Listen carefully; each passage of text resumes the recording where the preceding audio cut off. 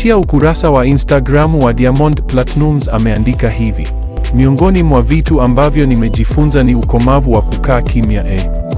Ukomavu huu unataka uvumilivu wa hali ya juu. Inataka uwe na moyo wa subra na hasa kukaza roho pindi mtu au watu wanapokuwa wanakupakazia ubaya fulani kwenye jamii, halafu wewe una ukweli wake, lakini unatakiwa ukae tu kimya, usijibu, ilhali ukweli unao ndani.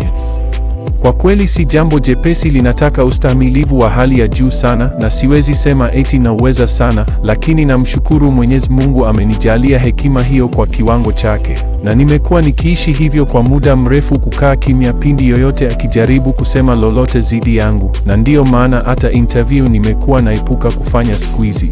Japo si jambo jepesi, lakini faida yake nimeiona na ni kubwa, maana vita vyako inakuwa unapambaniwa na Mwenyezi Mungu na inakufanya uwe mshindi kila siku.